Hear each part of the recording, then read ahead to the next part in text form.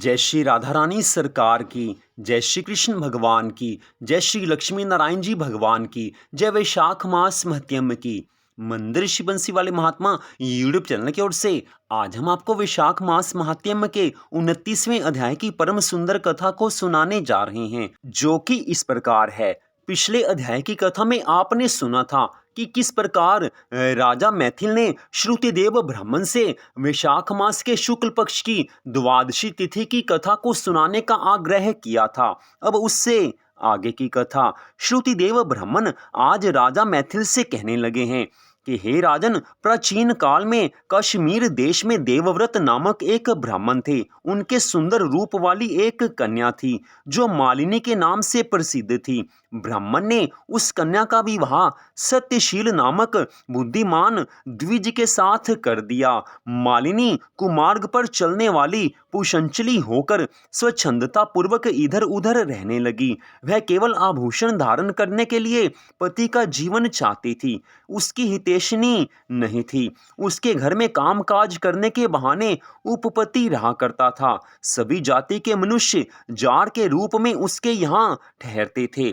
उसने सब धर्मों का त्याग किया है। सदा भोग विलास में आसक्त रहना ही एकमात्र उसका नियम था। वह कभी पति की आज्ञा का पालन करने में तत्पर नहीं हुई। इसी दोष से उसके सब अंगों में कीड़े पड़ गए, जो काल, अंतक और यम की भांति उसकी हड्डियों को भी छेदे डालते थे। उन कीड़ों से उसकी नाक, जीवा और कानों का उच्छेद हो गया। स्तन तथा अंगुलियां गल गई, उसमें पंगुता भी आ गई। इन सब क्लेशों से मृत्यु को प्राप्त होकर वह नरक की यातनाएं भोगने लगी।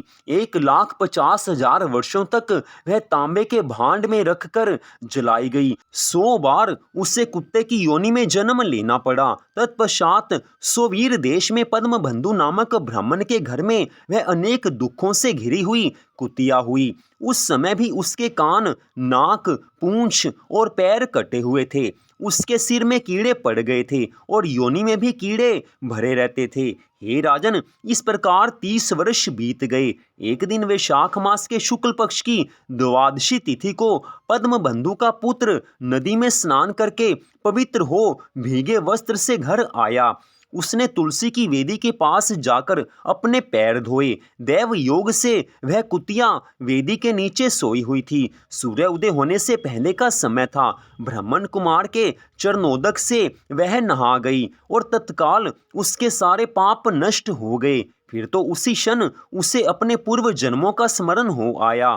पहले के कर्मों की याद आने से वह कुतिया तपस्वी के पास जाकर दीन होकर पुकारने लगी है कि हे मुनिवर, आप मेरी रक्षा कीजिए। उसने पद्म बंधु मुनि के पुत्र से अपने पूर्व जन्म के दुराचार पूर्ण सब वृतांत सुनाए और ये भी कहा कि हे ब्राह्मण, जो कोई भी दूसरी युवती पति के ऊपर वशीकरण का प्रयोग करती है, वह दुराचारिणी मेरी ही तरह तांबे के पात्र में पकाई जाती है। पति स्वामी है, पति गुरु है और पति उत्तम देवता है। साध्वी स्त्री उस पति का अपराध करके कैसे सुख पा सकती है? पति का अपराध करने वाली स्त्री सैकड़ों बार तिर्यक योनि अर्थात पशु पक्षियों की योनि में और अरबों बार कीड़े की योनि में जन्म लेती है। इसलिए स्त्रियों को सदैव अपने पति की आज्ञा का पालन करना चाहिए। हे ब्राह्मण, आज मैं आपकी दृष्टि के सम्मुख आई हूँ। यदि आप मेरा उद्धार नहीं करेंगे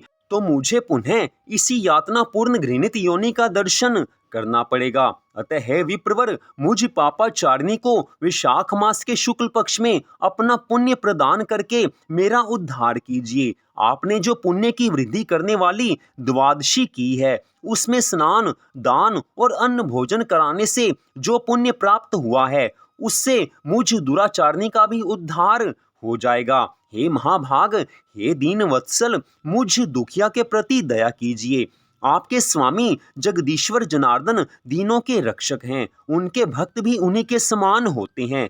हे दीन वत्सल, मैं आपके दरवाजे पर रहने वाली कुतिया हूँ। मुझ दीना के प्रति आप दया कीजिए, मेरा उद्धार कीजिए। अंत में आप द्विजेंद्र को मैं नमस्कार करती हूँ। आज वो कुतिया रो रो कर उन ब्राह्मण देव के चरणों में पड़ी हुई है। उसका वचन सुनकर मुनि के पुत्र ने कहा है कि हे कुतिया, सब प्राणी अपने किए हुए कर्मों के ही सुख दुख रूप फल को भोगते हैं। जैसे सांप को दिया हुआ मीठा दूध भी केवल विष की वृद्धि करता है, उसी प्रकार पापी को दिया हुआ पुण्य उसके पाप में सहायक होता है। मुनि कुमार के ऐसा कहने पर कुतिया दुख में डूब गई और उसके पिता के पास जाकर आर्त स्वर से क्रंदन करती हुई कहने लगी है कि हे पद्म बंधु बाबा, मैं तुम्हारे दरवाजे की कुतिया हूँ। मैंने सदा तुम्हारी जूठन खाई है, मेरी रक्षा करो, मुझे बचाओ। गृहस्थ महात्मा के घर पर जो पालतू जीव रहते हैं उनका उद्धार करना चाहिए, यह वेद वेताओं का मत है। चांडाल, कौवे, कुत्ते ये प्रतिदिन गृहस्थों के दिए हुए टुकड़े खाते हैं, अतः उनकी दया के पात्र हैं। जो अपने ही पाले हुए रोग आदि से ग्रस्त और असमर्थ प्राणी का उद्धार नहीं करता, वह नरक में पड़ता है, यह विद्वानों का मत है। संसार की सृष्टि करने वाले भगवान विष्णु एक को कर्ता बनाकर स्वयं ही पत्नी पुत्र आदि के व्याज से समस्त जंतुओं का पालन करते हैं, अतः अपने पोष्य वर्ग की रक्षा करनी चाहिए, यह भगवान की आज्ञा है। दयालु होने के कारण आप मेरा उद्धार कीजिए, मैं आपकी शरण में हूँ। दुख से आतुर हुई कुतिया की ये बात सुनकर घर में बैठा हुआ मुनि पुत्र तुरंत घर से बाहर निकला।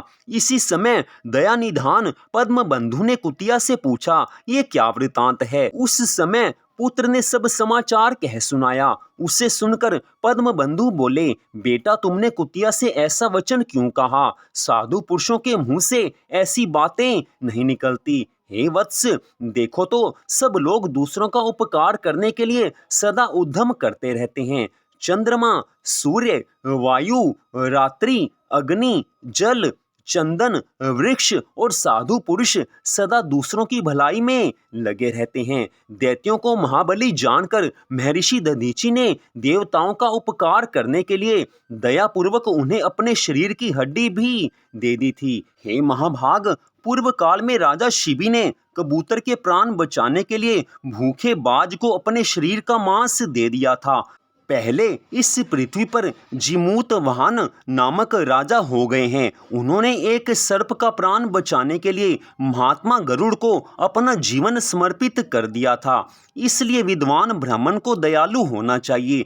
क्या इंद्रदेव शुद्ध स्थान में ही वर्षा करते हैं, अशुद्ध स्थान में जल नहीं बरसाते? क्या चंद्रमा चांडालों के घर में प्रकाश नहीं करते? अतः बार बार प्रार्थना करने वाली इस कुतिया का मैं अपने पुण्यों से उद्धार करूंगा। इस प्रकार पुत्र की मान्यता का निराकरण करके परम बुद्धिमान पद्म बंधु ने संकल्प किया कि कुतिया, ले, मैंने द्वादशी का महापुण्य तुझे दे दिया। ब्राह्मण के इतना कहते ही कुतिया ने सहसा अपने प्राचीन शरीर का त्याग कर दिया और दिव्य देह धारण कर दिव्य वस्त्र आभूषणों से विभूषित हो दसों दिशाओं को प्रकाशित करती हुई ब्राह्मण की आज्ञा ले वो स्वर्गलोक को चली गई है। वहां महान सुखों का उपभोग करके इस पृथ्वी पर भगवान नर नारायण के अंश से उर्वशी नाम से प्रकट हुई है।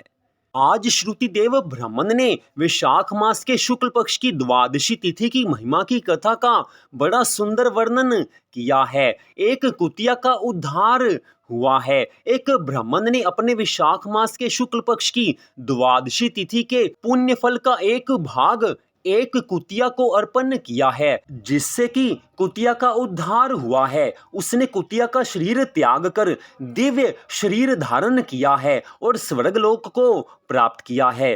तो आज की इस परम सुंदर कथा को सुनने के लिए आप सबका हार्दिक धन्यवाद। इसके पश्चात वैशाख मास महत्म के 30वें अध्याय की कथा कल आपको सुनाई जाएगी। वैशाख मास महत्म के कुल 30 ही अध्याय हैं। तो आप सबका फिर से धन्यवाद। आप वैशाख मास के महात्म्य के 30वें अध्याय की कथा को अवश्य सुने। तो आज की इस कथा को सुनने के लिए आप सबका हार्दिक धन्यवाद। भगवान श्री राधा कृष्ण जी की, भगवान श्री लक्ष्मी नारायण जी की वैशाख मास महत्म की अनंत कृपा सदा आप सब पर, आपके परिवार पर बनी रहे। इसी मंगल कामना के साथ जय श्री राधा रानी सरकार की, जय श्री कृष्ण भगवान की, जय श्री लक्ष्मी नारायण जी भगवान की, जय वैशाख मास महत्म की। जय जय श्री राधे, जय जय श्री राधे, जय जय श्री राधे श्याम।